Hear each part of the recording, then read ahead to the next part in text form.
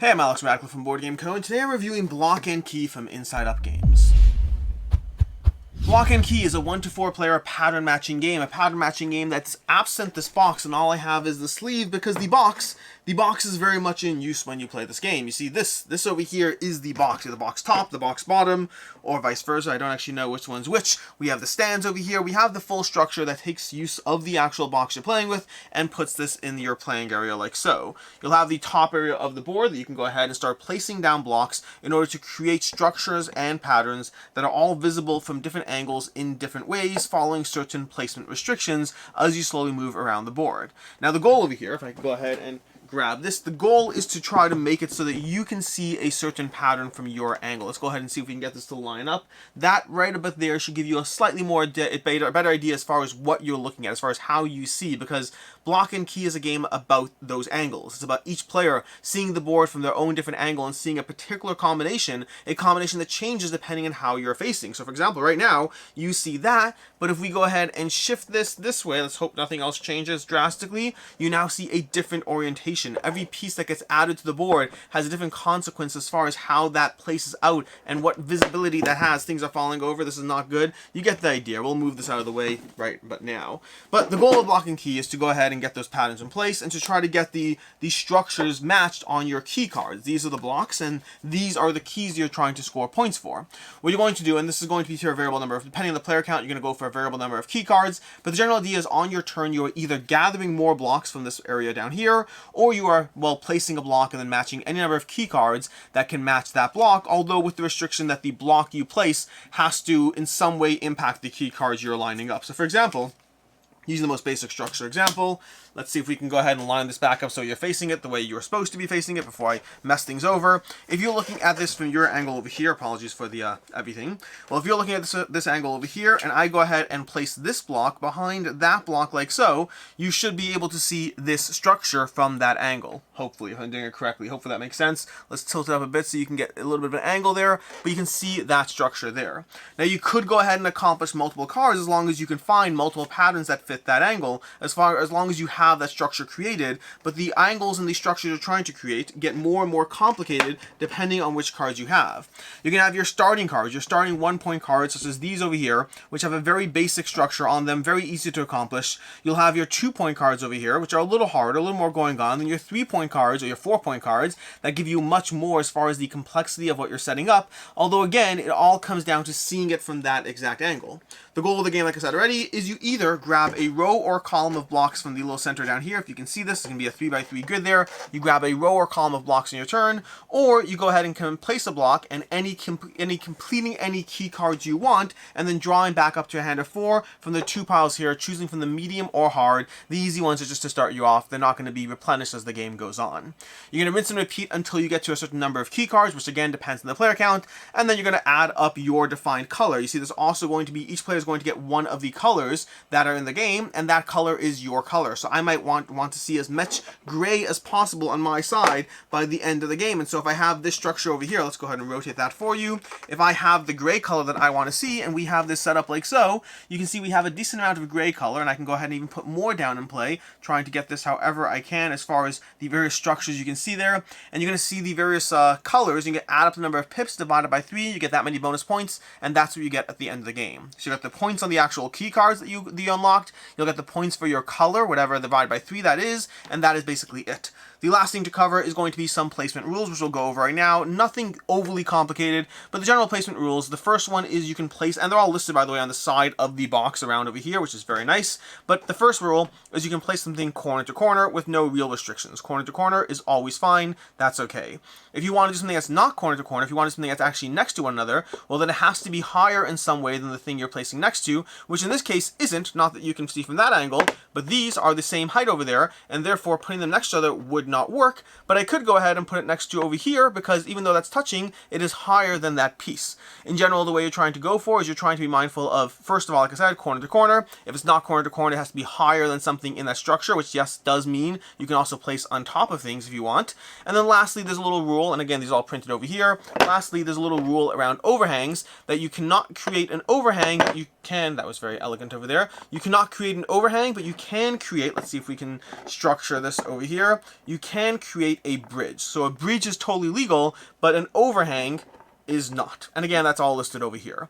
That's basically it. That is Block and Key. It is a placement game where every single turn you're either gathering more blocks, placing blocks, trying to score your key cards, trying to get as many points as possible, better than the other players before the end of the game, and that's the game. Which brings us to the review, starting off with ease of play. Ease of play is very accessible. The game has very few rules. I would say the only thing that's a little bit irritating is the placement rules are unnecessarily confusing. The whole height thing and corner-to-corner thing, I don't know the necessary gameplay reasons or restrictions as to why those exist. I do find them unnecessarily confusing. I frequently, especially the height thing and the way it works and the aspects of, well, your piece has to be higher in some way at some point, even if it's not the part that's touching, then the other piece. It's not the craziest thing, not by a long shot, but it's a drop more confusing than I felt it needed to be as far as why it's adding to that gameplay experience. But past that, easy to play, very accessible. Gameplay is around 30 to 45 minutes.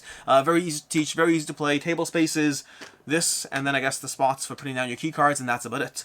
As far as what I like, don't like, and can see others not liking, starting off with the fact the production value and the table presence and the visibility is mostly amazing. I say mostly because some of these pieces over here do feel, and this is just a production thing, it's not the end of the world, but these do feel like a very used component, even as you get them brand new. Just the way these pieces are constructed, they have a nice heft to it, but they also dent and hit each other, and they do look, I guess it comes looking like a used board game to an extent with these pieces. But past that, the overall presence, the overall table presence, the production, the art, the way you can even line these up with the top and bottom if you want to. I didn't for the sake of this, but you could. All of that, excellent table presence, so overall great production value. Like I said already, these do have a nice heft to them as well, which is very solid and very satisfying to place and look at. And it has a nice little angular thing. The whole idea of lining up the perfect shot, of having your precise angle and how that measures out, is very satisfying to see your angle.